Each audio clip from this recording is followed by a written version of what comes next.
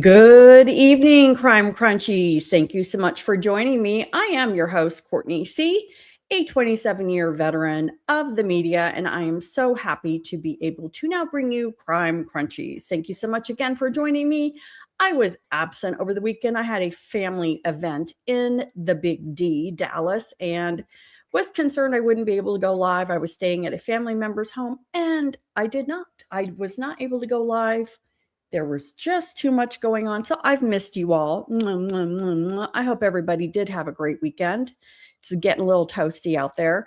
So while I have been away, obviously the new ransom note has reared its head. And if I recall, one of the last things I might have said to my little crunchies out there was with Savannah making another plea on the Today Show. I predicted, I said, you know what? I wonder if we're going to get another message from the kidnapper, because there seems to be a pattern that whenever Savannah posts something on Instagram, does something with the Today Show, anything public, boy, another note comes out. And here comes another note. So I am going to be doing an analysis of all the notes and some correlation between when Savannah does speak publicly, if there's any sort of a pattern or link that has appeared. But I do want to start today. TMZ, of course, came out with the note, and they did put out a little bit of an update today. So I thought I would start, and let's watch about 8 minutes or so of their video today. And let me share my screen. That is your cue to please subscribe. I'm so close to 11,000 beautiful subscribers. I would love it if you would please subscribe if you have not done so already. All right, so let's just tune in and see what TMZ says as far as the update on the letter. And I'm particularly curious to hear what they had to say today, because they do talk a little bit about whether or not they believe the FBI is close to a suspect. And that is something that they hadn't talked about. So let's dive in. What information he will provide in return for 1 Bitcoin. And he's provided the kind of information. He's basically described where this information can be found if he gets this Bitcoin. And we've said this before, that every time we get another one of these From the same guy, and we always can authenticate it's the same guy, because he's using the Bitcoin address, the same Bitcoin address, which we've never ever published anywhere. So that's the only place. It is the same guy. So look, he says a bunch of things. We're going to give you the highlights. Number one, he says that I am not the idiot who recently called in a tip about her burial site in Mexico. Only 2 are directly involved, and I doubt they would be the ones calling to snitch on themselves. So his point being, those 2 people who are involved, they're not going to put that tip there. They're the only ones who actually know where Nancy's body can be found. So he's saying he is not the person who sent in that recent tip. However, I will tell you that several emails ago, he said that she was taken to Mexico. And he also said there were multiple kidnappers and a main kidnapper. Here, this is the first time he said the number 2. Right. So we now know there are 2 if he's to be believed at all. And believe me, we're going to get into that. So he says this. He says, I have a phone stashed in a secure location, guaranteeing both the information it stores and the safety of the phone. What it contains is my definition of delivering on a silver platter. So he's saying he has a phone with information. He goes on to say that he says that there is, quote, a short video of the main guy with Nancy the day that was probably her last. And that's critical. I mean, he's now saying, I have a short video, and it will show you not just Nancy, but her main kidnapper. And that image is obviously priceless, especially to the FBI and especially to Savannah and her family. Not priceless to him. He has a price, and the price is 1 Bitcoin.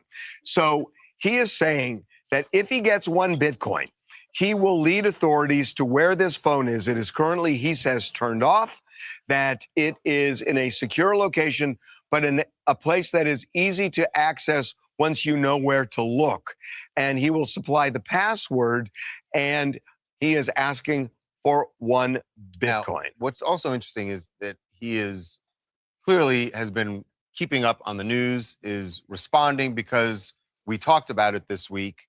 But he says that these kidnappers are onto him, that he has basically been on the run from them. And he's very much concerned for his own safety at this point. So, look, we have obviously forwarded this like we did the others to the FBI, and they have acknowledged receiving it, and they are looking into it. I spoke with somebody from the FBI a couple of days ago who said, and this really surprised me because they had gone radio silent on us about this guy for about a month, but they called me back a couple of days ago and said that they had a lead on who this person might be. Interesting. And that they did not want us to do a documentary or anything like that, because we had even offered, look, maybe we'll pay the Bitcoin, do a documentary, see where it leads, and obviously work with you. They told us, stand down. We're working on that We're right working now. on it, and that they felt that they were getting closer to this person. So, look, it is really confusing because on the one hand, they seem to have spent a lot of time trying to find this person. On the other hand, a Bitcoin is worth about $60,000. I think less than that now, but yeah. A little less. Yeah. And so why not roll the dice? And so we put a social media post out because he seems to be watching all this stuff and said, look, we don't know if you're a fraudster or not. Give us something, a screen grab of Nancy Guthrie. And this is how you know that he is watching all of this, because within an hour of that post going up on social media, he sent another email explaining that he is not going to do that. And the reason he's not going to do that, send a screen grab or take any photo, said, I don't want to go to the phone. If I turn it on and I take a photo, or there's metadata that comes along with that photo, if I give you a screen grab of the image that's actually... Okay, and this is where I got hung up, and we're going to continue this. There's metadata on the photo. Darling, there's metadata on the video. There's going to be data on the phone. There's going to be DNA on the phone. There's forensic analysis of the phone. My first biggest problem with this is, you know, and we're going to go into this in my analysis, but I'm sorry, it's just too odd. So let's continue. On the phone, there's metadata that's involved there. So anything that I send you like that can be traced. So we don't know. I mean, look, we don't know. The thing is, we can't get in touch with this guy directly. His emails don't work. And I know that the FBI has tried as well. And as far as we know, they've not been able to crack that. So it would seem that if the FBI really wanted to pay that, the only way they can do it is if they called us and said, look, they could put, they have the Bitcoin They have address. the Bitcoin. Well, they have the Bitcoin because he gave us a new Bitcoin address, Yes. but which is concerning. There's a new Bitcoin wallet, and I don't know if the new Bitcoin wallet indicates either a second writer, a second author, or if the new Bitcoin wallet is indicative of the fact that the FBI or Sheriff Nonads put 152 measly pretend dollars, thinking that this guy is going to risk the death penalty to withdraw $152. You can't get a basket of groceries for $152. This guy is not going to take $152 out. So maybe he had to get a new Bitcoin wallet because it is different. So thoughts. send him the email with that. Right. So they they have it and they could put the money in. But then who's he going to contact? What do you mean? Who's he going to send the information to? You can do the same thing. You can send an anonymous email To? Well, it would have to come. I mean, And I think it's going through TMZ's contact us page. I'll pull up their website so we can look at that. I think they're going through their contact us page. the FBI, does the FBI have an anonymous tip line? I don't know. They must. The FBI has an anonymous tip line. So I don't know. So you could send it either to the FBI or to us. Yeah, I don't know where he would. And again, this is what's so puzzling, that the family was willing to pay $1 million, and the ransom demand was $4 and then $6 million. And this is $60,000. And the fact that they're not paying really makes you question the authenticity of this guy. Right. On the other hand, why is the FBI spending so much time trying to figure out who this guy is? So honestly, we just don't know. We're telling you what we know, but we cannot close the loop on this thing. Hi, Jordan from Kansas. Okay, so in this video, which is why I wanted to watch it, they do, TMZ does indicate that the FBI told them that that they're supposedly close to getting this guy. So I don't know, exactly what to I don't know what to think about that. Hi, Joe. My son works in cybersecurity. I ran this by him. He did say it is more complicated than it seems it should be. I guess so. Let me share my screen over here. So this is TMZ. This is the contact us page, and it's just a form. The URL is pages/contact us.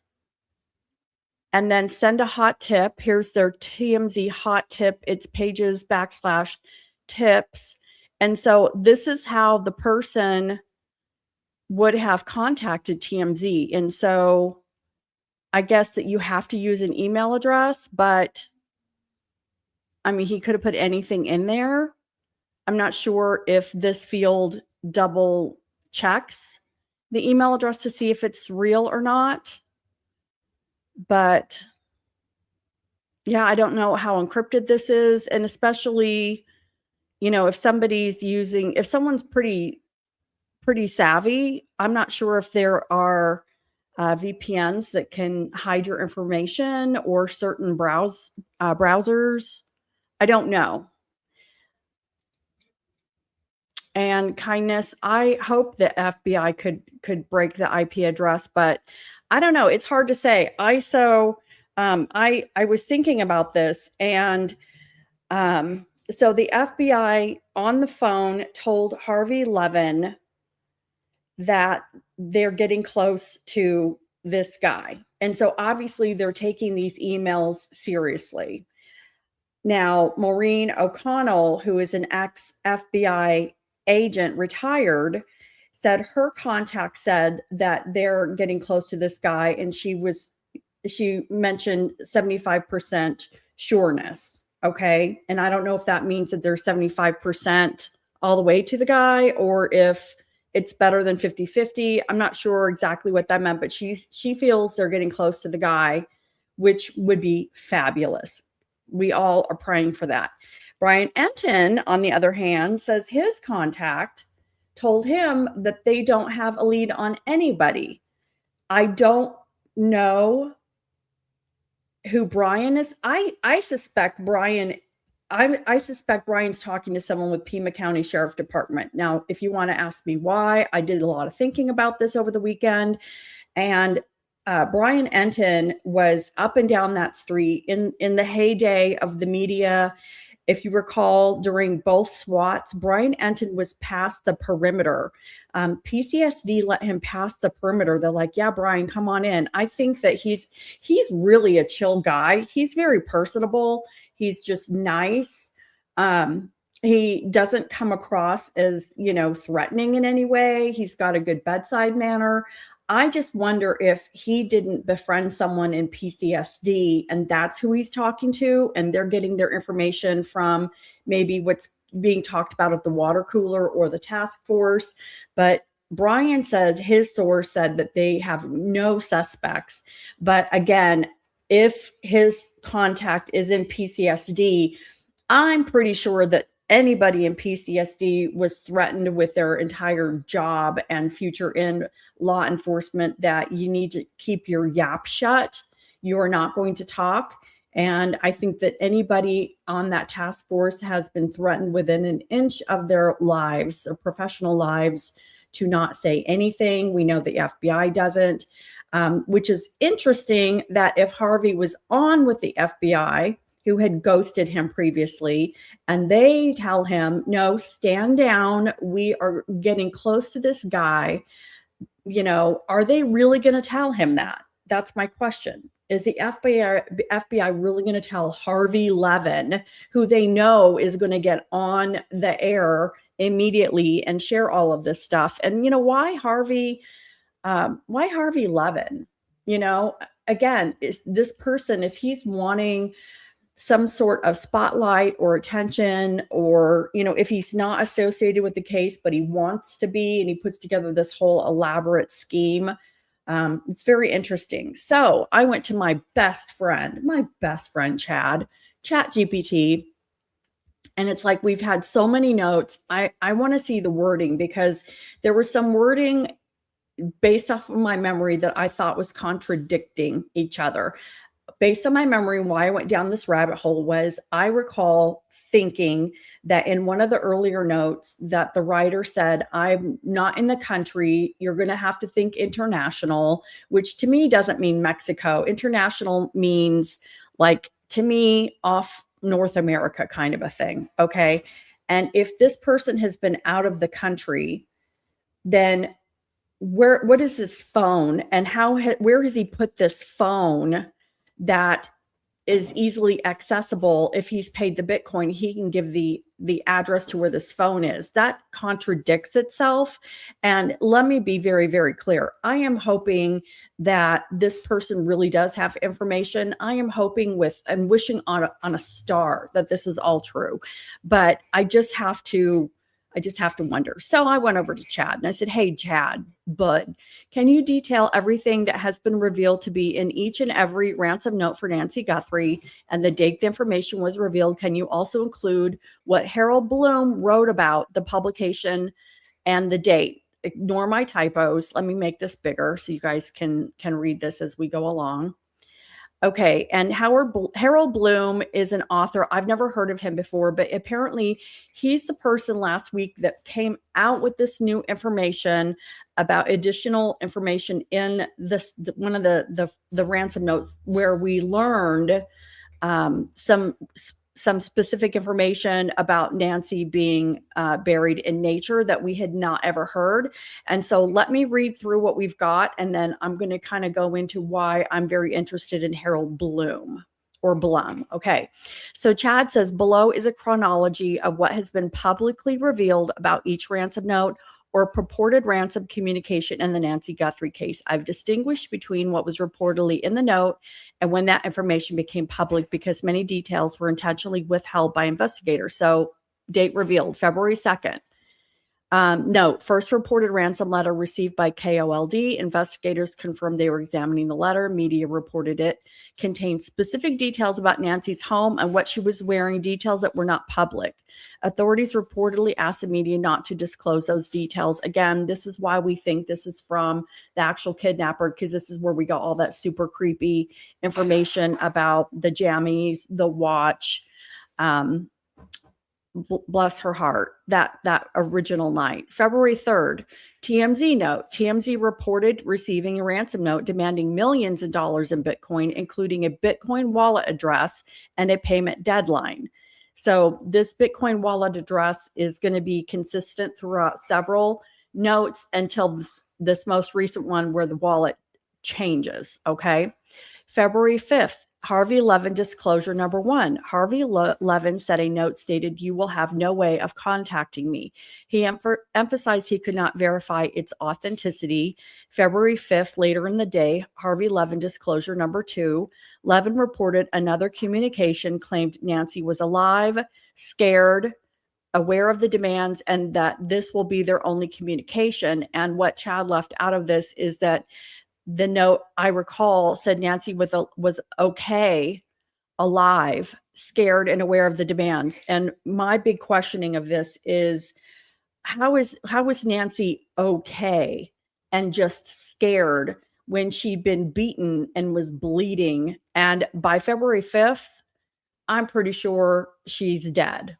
And I also want to point out that while the legacy news media treated this, new information from Harold Bloom as new information because it stated Nancy Guthrie had died, all of us truthers, not truthers, sorry, all of us true crimers, sorry, wrong truthers, all of us true crimers, we already knew she was dead. I had so many people text me and saying, oh, she's dead, she's dead. And I'm like, baby doll, I think we all knew she was dead. And by February 5th, I think she'd been long dead. And so the fact that the author stated she was alive, okay, scared, and but otherwise, okay, I don't think that it's true. So again, I want these to be real, but I'm just having to pick these apart a little bit.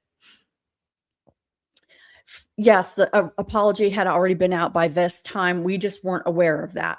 Agreed. So how is she alive? Okay, so February 8th through 9th, additional reporting. Multiple outlets reported the ransom demand was $6 million with a deadline of 5 p.m. on February 9th. And we're all sitting around that whole weekend wondering, was the family going to pay? Were we going to hear? Because we're all thinking, hurry, hurry. She could still be alive. We didn't realize a lot of things that we know now. I'm sure the family had been advised not to pay it.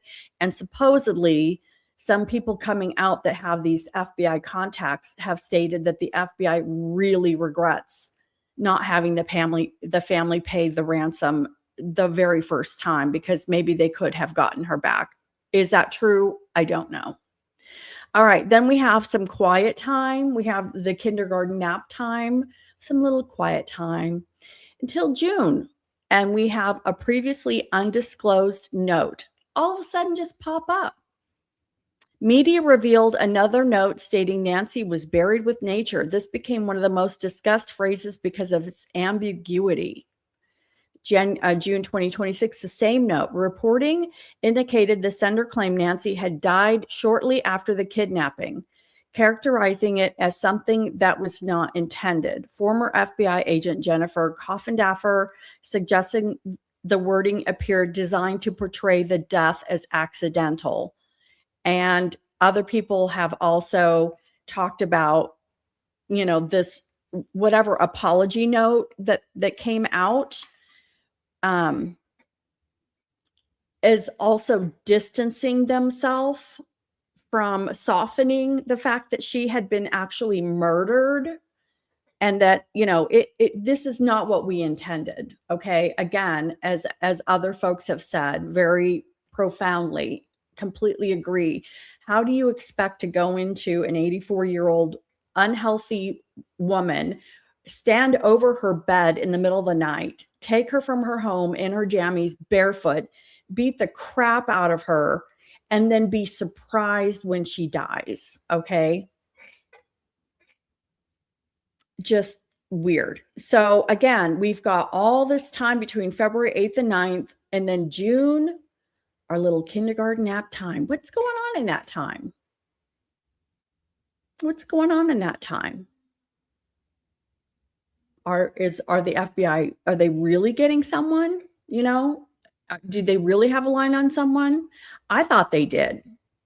I thought they had a line on someone, because surely if they didn't, they would have come out and they would have asked for more information. They would have given us more video, right? They would have given us some sort of FBI high-fangled generation of porch guy without his mask, right? They would have given us more video, maybe even some shocking stuff, so we could see his walk some more, or, something, right? I mean, that's what you would do if you needed help, right?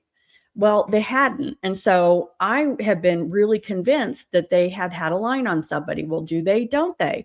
And then all of a sudden in June, just this weird, reveal about this note. So let me continue on, and then I'm going to dive into that a little bit more.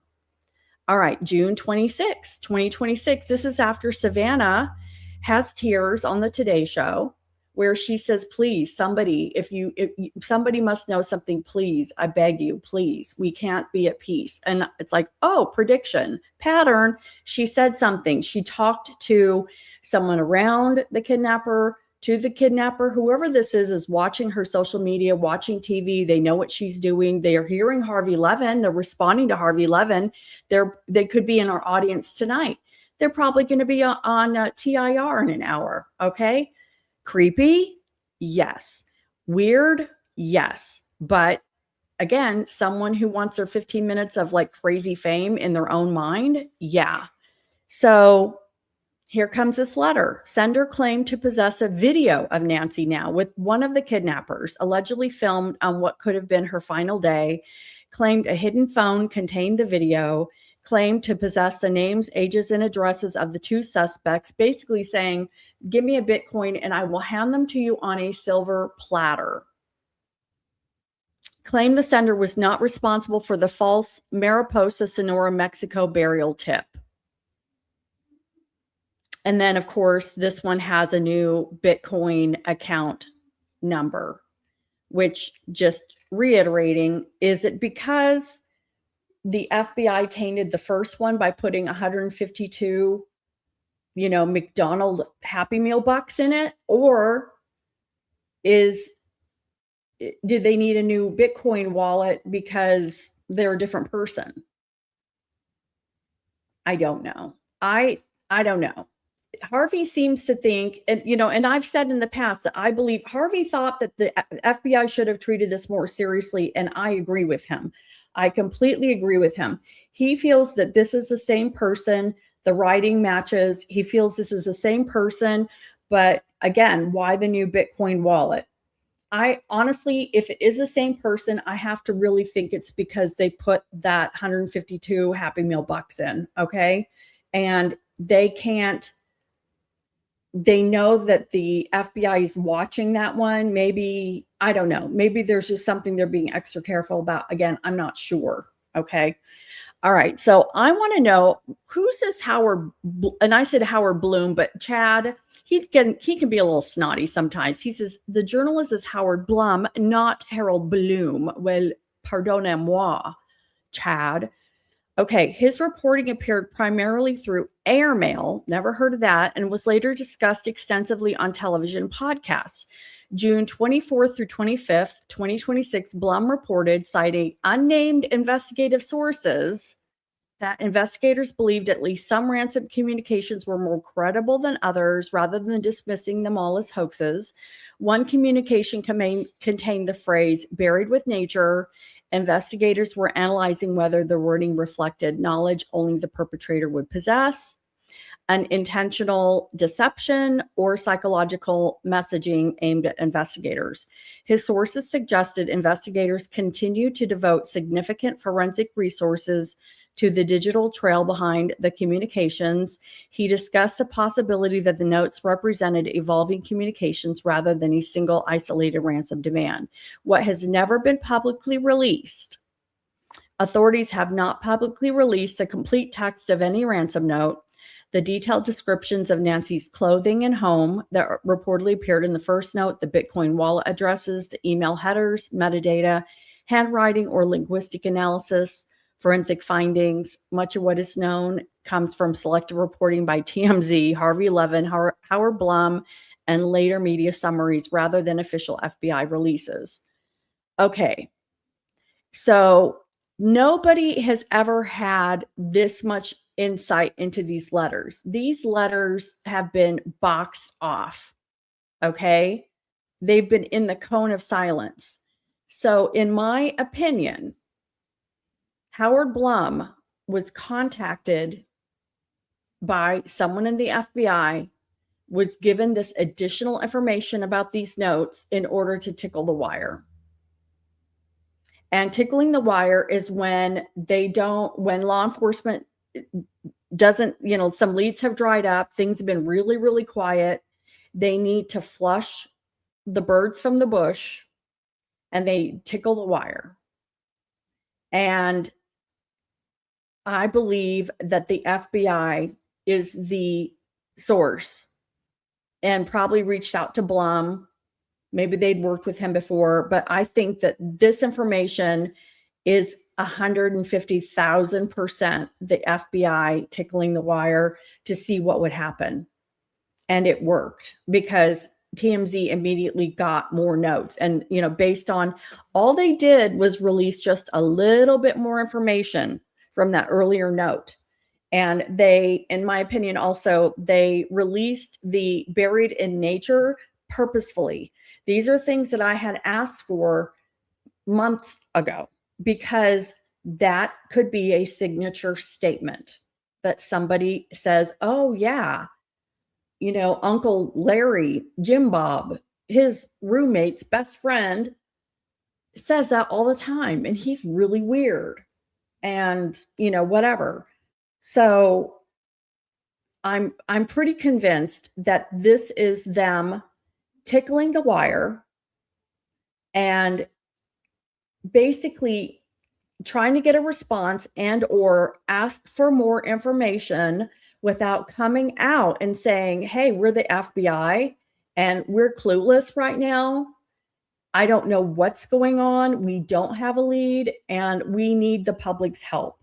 So by tickling the wire this way through Howard Blum or Bloom or whatever, however you pronounce it, I think that this is their way of trying to get more public information without saying that they need the public's information, at the same time getting this guy to flush the bushes. So, hey, Alpha Wolf. Hey, J-Dub. So good to see you guys. Thank you all so much for hanging out tonight.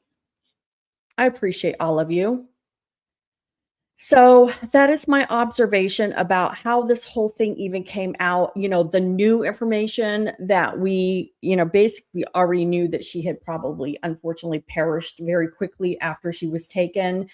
But I do think that this is the FBI tickling the wire to get just to see what happens. And, you know, maybe they needed this person to maybe send another contact form into TMZ or do whatever. Maybe they just needed that one other contact. And now we are getting all this new information about this, you know, this weird phone. So, all right. So I also wanted to dive and see if there is some sort of a pattern. Oh, wait a minute. No, this one's first. So this is where I asked Chad about contradictions in writing between being out of the country, because again, I think that this scenario is sounding more like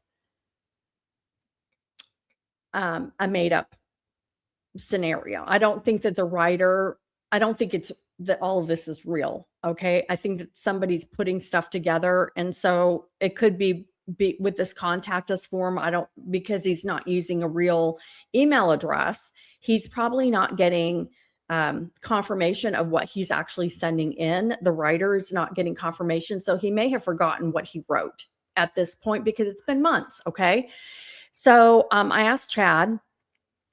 So there were notes where the writer indicated he could not go to the FBI because of his criminal past, that he was out of the country, and that Nancy was okay but scared, that he had seen her. But the latest note stated he had a video of Nancy on a phone easily located. Can you compare these notes for discrepancies? And so I want to see what the discrepancies are, okay? Because this is where we're going to find out, again, somebody who's telling the truth. The way the mind recalls information from memory is it's going to recall information in order in which it happened. It's going to recall the same information, unless it's like 20 years down the line, where then you could have, you know, just perceived memories. But this soon, the memory is going to be very accurate and it's going to be very consistent. And I'm starting to see things swerve a little bit. So let's just take a look at some of these comparisons that Chad did. So earlier reported statements, writer said that they had seen Nancy and she was okay but scared. Later reported statements, later letters says the writer has a video of Nancy on a hidden phone. So the potential tension, which is the inconsistency, these are not necessarily inconsistent. Someone who saw Nancy could also have a video. The question is why the writer did not mention possessing such powerful evidence earlier. And that's exactly right. If he's got this video, which to me is the golden ticket to Willy Wonka's chocolate factory, why wouldn't he have led with that at the very beginning? Okay. I'm thinking if this guy's really wanting a Bitcoin, oh, he's got that video. He's got it early on, guys. Okay.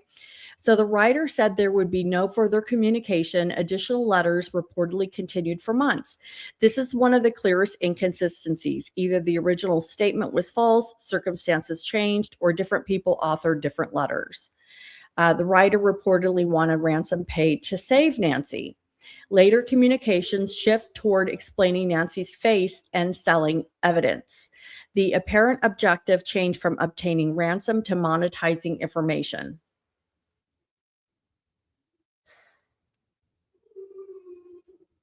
Ryder reportedly feared going to the FBI because of a criminal past. Later, Ryder offers to sell evidence instead of anonymously providing it. This could fit someone motivated primarily by money, but it also raises the question of why they would increase their legal exposure by demanding Bitcoin. And here's the deal. If they really didn't want to go to the FBI because of a criminal past, giving a phone and stating that they don't want to provide a screenshot after Harvey publicly asked for a screenshot just to prove that this guy's real. He's saying, oh yeah, no, because I risk going to get the phone and turning it on. But if I send you a screenshot, there's going to be metadata. And again, baby doll, oh, baby doll. There's metadata on a video, sweet cheeks. There's going to be DNA. If you touch that phone, there's DNA. There's who bought the phone, who, whatever. Okay. Sorry. They're going to be able to scrape everything from that phone. So this is getting kind of silly. And, you know, people keep saying there's 1.2 million ransom or reward available. Yes. Even though I don't think that they would go this route. Are they trying to get a Bitcoin just to get something because it's safer to get the Bitcoin? I do have to give props to TMZ because I had posted many episodes where I was just livid that Harvey Levin hadn't offered to pay the Bitcoin himself, considering how much clout he's gotten off of this story. And it turns out he had offered to pay the Bitcoin, but then he wanted to do a documentary. Okay. And again, that's where he loses a bit of credibility. Okay. I'm going to stop yapping. Ryder reportedly said they were out of the country, later claims to know where a phone containing evidence is hidden. It says this is not necessarily inconsistent. Someone abroad could know the location of hidden evidence in the US if they hid it before leaving or learned of it from someone else. And I think that's kind of thin. I'm not sure I'm buying it. So here are the strongest apparent discrepancies. This is the only communication. This is probably the biggest consistency because they said this is the only communication and then they keep coming back to the well. The purpose of the communications evolve, which is my biggest problem. The reported goals appear to change. The early phrase is pay the ransom. Nancy is alive. The deadline, the Bitcoin payment. Later phrase, Nancy is dead. She's buried with nature. I have a video. Oh, wow. You mean 4 months in? Guess what? I have a video. She's okay. She just got popped in the chops and is bleeding everywhere and unconscious, but she's okay. Pay 1 Bitcoin for evidence. Those are different objectives. And I think that they offered for Bitcoin to tell them where she is. And he has been consistent, I think, in stating that he could provide the kidnappers. He knew the kidnapper. I can't remember if he stated 1 kidnapper before, and I didn't look into this, if he stated 1 kidnapper before, but at this point he's stating they. So he is indicating more than 1 kidnapper. Okay, the video claim. This raises several questions. If the writer truly possessed video proving Nancy was alive, why wasn't a still image sent? Exactly. Why wasn't a short clip released? Exactly. Why wait months? That's my biggest one. Why would you have not led with that? Why ask only one Bitcoin for evidence that could be enormously valuable? I'm pretty sure if somebody went to TMZ with video of Nancy in the kidnapper's care, they probably would pay $1 million for the video, not 60 grand. So this is just feeling really, really weird. On the other hand, there are possible explanations that do not require deception. For example, someone might have acquired the phone later or decided to disclose it only after earlier efforts failed. Those possibilities cannot be confirmed from public information. Again, I think that's pretty thin.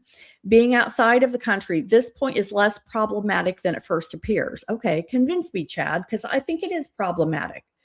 If the writer said they were outside of the United States, they could still be consistent with previously witnessing Nancy, recording a video before leaving, hiding a phone before leaving, or learning information from another participant. So this point alone is not a strong contradiction.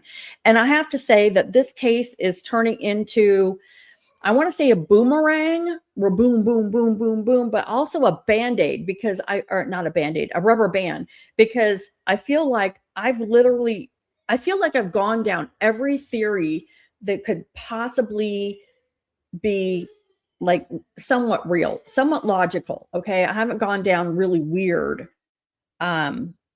theories, but I feel like I've tried going down logical theories that actually could have legs. But this rubber band, I feel like I'm on rubber band because I get pulled and I'm like, oh, okay, this could be it. And then it snaps and it hurts and I go, ow. So this case is bonkers. Bonkers. Fear of the FBI. If the reported statement was essentially, I can't go to the FBI because of my criminal history, that could fit several scenarios without identifying the person's role. For example, it could describe someone who witnessed something unrelated to the kidnapping, participated in another crime, blah, blah, blah. All right, looking at the communications as a whole. This is the main thing I wanted them to release more of the ransom notes. And I still want more. I want more. Buried with nature, I want more than that. Linguistic patterns, spelling and punctuation habits, formatting, digital metadata, email routing, Bitcoin wallet, any other forensic evidence associated with how the notes were created and delivered. We need to see more.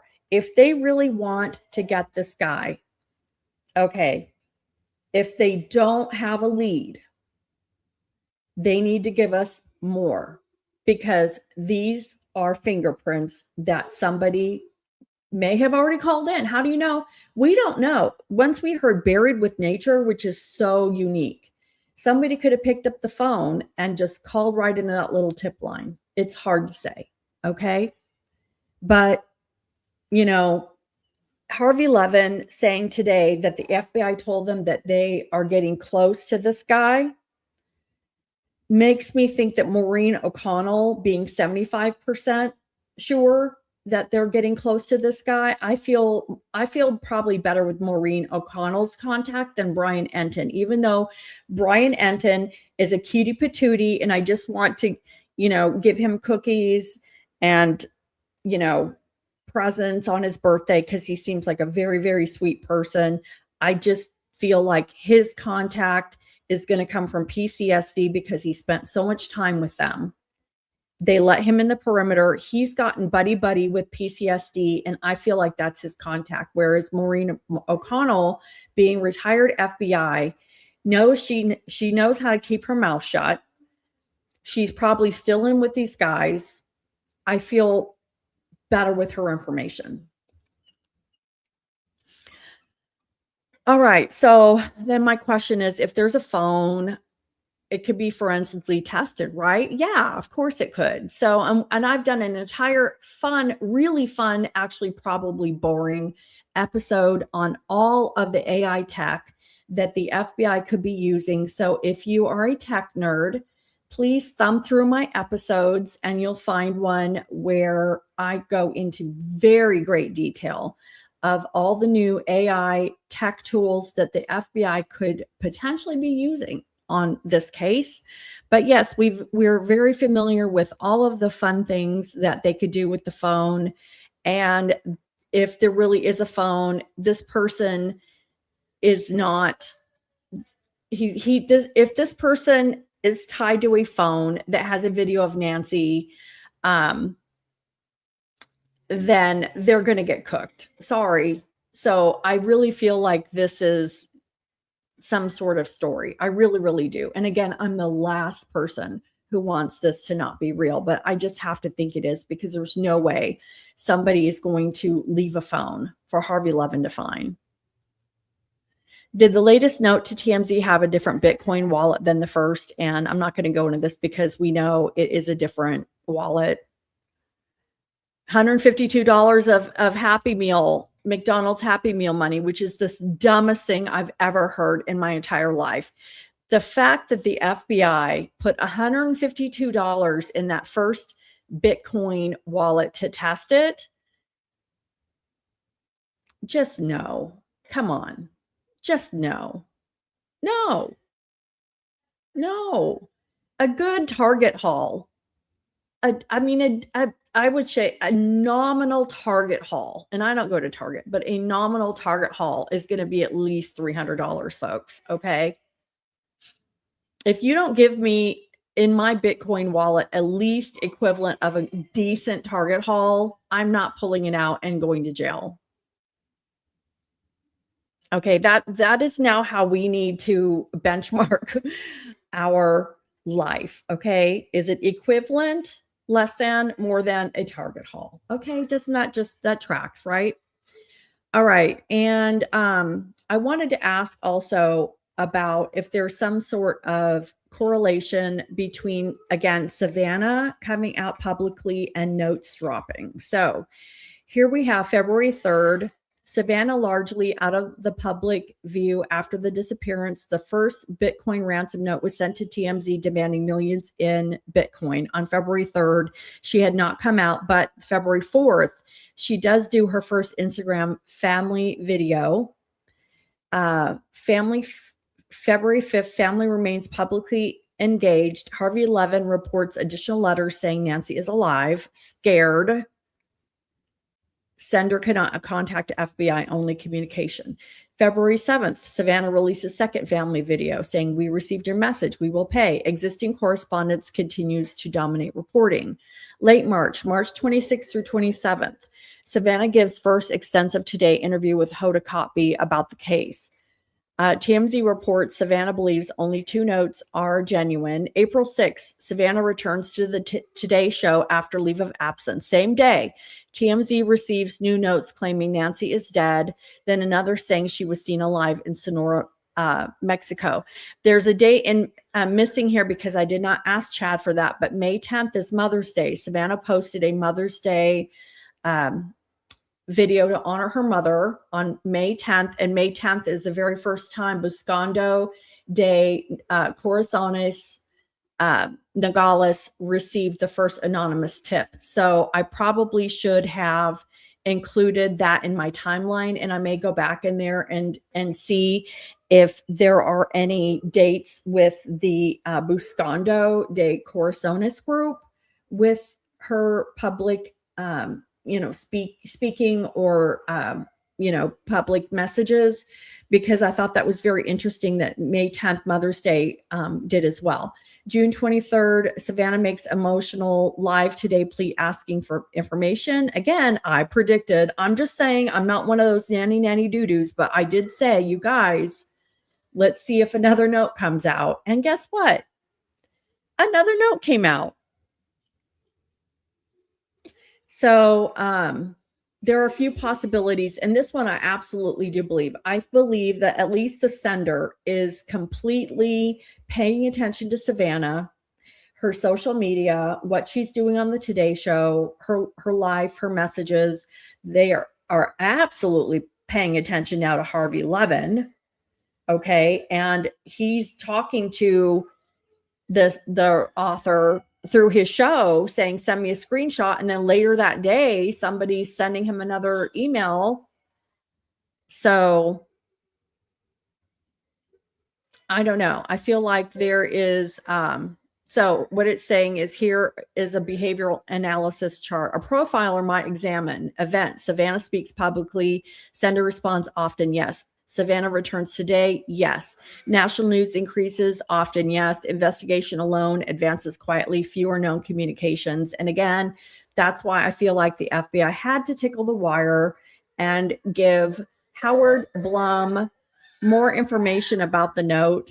And there's just no way that wasn't the FBI, because the rest of that note, I mean, Harvey Levin, who has like mouth diarrhea, can't even stop telling us what's in these notes. I'm surprised he hasn't released the whole thing. I mean, honestly, because he just feels compelled to, I suppose. Okay, so here's my question about, is it possible the FBI gave Howard Blum inside info, prodding Howard Blum to write the article and tickle the wire to get the kidnapper to come out again? So this is where we're going to learn. Yes, it is possible, but there's no public evidence that this happened in Nancy Guthrie's case. It's useful to distinguish between what investigators sometimes do in general and what has been reported. Investigators have, in some cases, deliberately released or facilitated the release of information to provoke an offender. Behavioral analysts sometimes refer to this broadly as stimulating a response or flushing out an offender. This idea is that some offenders feel compelled to correct perceived inaccuracies, reassert control, seek recognition, or reassure themselves they still influence the investigation. And I believe it was BTK who, I think that he felt that somebody else was getting the credit for some of his murders, and he wanted to correct it because he was very proud of what he did. And it's weird and disgusting and sick, but he seriously was very proud of what he did. And I think that he wrote in to correct law enforcement. And you know, these people, when they're depraved, they want to make sure that they're getting credit, guys. No, this is my evil master plan. Okay, this is me. So we do know that law enforcement intentionally releases selected facts at a press conference, whether we know it or not. Investigators privately encourage a trusted journalist to publish information they leak. And there's no way this wasn't leaked. We all know that, right? We're all really intelligent. True crimers are smart. Investigators simply allow accurate reporting to proceed. And yeah, and a lot of times the media, you know, by reporting that they didn't have somebody, plays right into their hands. And we've talked about this many times. The FBI, you know, it behooves them to look stupid because they want their perp to, you know, like I've said, Netflix and chill, dude. Just simmer down.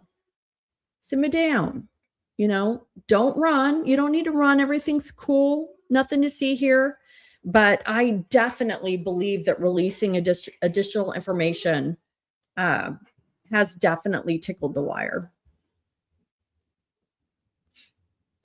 Okay, so the demand letter, I just wanted, there isn't much to see here, but people wrote an article that I will read. This guy is such a dork. Ugh. Okay, demand letter claims to know who kidnapped Nancy Guthrie. Does the sheriff investigating the case think it's legit? Well, this headline's bad because the sheriff isn't investigating anything but gas prices and, you know, gym outfits. The email sent to TMZ last week stated there is a phone stashed in a secure location containing what they claimed was a video of the main suspect with Nancy on the last day. The Arizona sheriff, whose department, along with the FBI, is investigating the kidnapping of Nancy Guthrie, speaking out after a new demand letter claimed to have evidence tying two people to the case. TMZ reported on Friday, June 26, phone in a secure location, containing a video of the main suspect.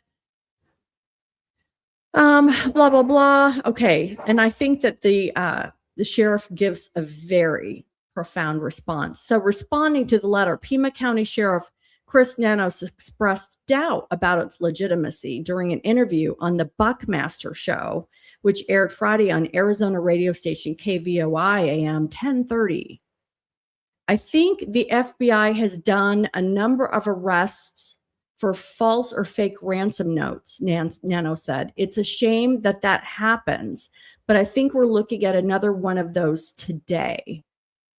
Oh, Nanos, just the word salad. He says something and it doesn't really mean anything. What is he talking about? He added that it's good. People have great interest in the case because it helps investigators. But then it really gets abused with those who call in fake ransom notes. I mean, that's true.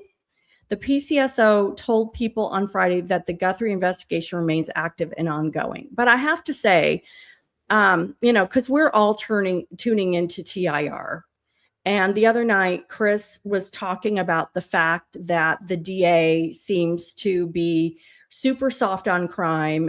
He feels like Nanos is super soft on crime, and that his gut is telling him that Nanos is pretty much just, other than maybe the task force, but that Nanos himself is not directing anybody to really do anything. And Chris on TIR feels like Nanos is just waiting for DNA to come back, but we don't even know if that's real DNA. It could be a nothing burger, and we could wait 2 years for nothing. I mean, we don't know. So Chris is also questioning whether or not Nanos even wants this solved. And I have to agree, just my gut, seeing what I've seen, the responses that Nanos did when that Buscando de Corazones first came out with that whole thing, and the fact that the response was just, I wouldn't even call it lukewarm. It was tepid. It was kind of cold. And that they didn't have their little SWAT trucks going down to investigate themselves. I mean, I really felt like he doesn't want this thing solved, and people have talked about a cover-up, and I don't want to go into conspiracy theory myself, although I love a good conspiracy theory. I want to hear them all, okay? But I don't know if I feel like I feel like he doesn't really want to solve this. And is there a reason? Now, there is video of Senator Mark Kelly taking donuts to the sheriff. And it's funny, Chris McDonough now calls the senator donuts because he took donuts in to the sheriff, and there was some task force working. He took donuts. And, again, there are so many other unsolved cases that don't get donuts. All right. What were they talking about during the donut delivery? What were they talking about? And Karen McDonough had called one of Nancy's church stream friends. And I'll probably go into this a little bit more on my next show, because I want to let everyone have enough time to get dinner or go have a potty break before 7:00. And I'm going to go into the profile. I'm going to look at profile of what the profilers thought about Porch Guy or the mastermind early on versus what they're saying now. I want to analyze if anything has changed. Okay, so we're going to go through that. But the fact that, if we hear and listen to that phone call that Karen made to the church lady, that church lady, she basically says, thank you for staying or keeping this story front and center, but this is my last interview about Nancy. First of all, how many interviews, church lady, have you done? That would be my first question. And I know Karen wanted to ask that, but okay, we know that she was probably, she probably gave interviews to PCSD. Did the FBI come in then and give her, take an interview? That's 2. Did they re-interview her? That could be 3. And if this is your church friend, who was murdered and her body's missing, you're inconvenienced?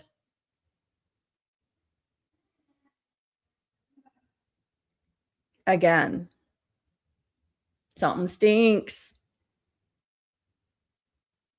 And then TIR mentions that when he goes by Annie's, community center, there's no sign. The church lady is somebody. So the lady who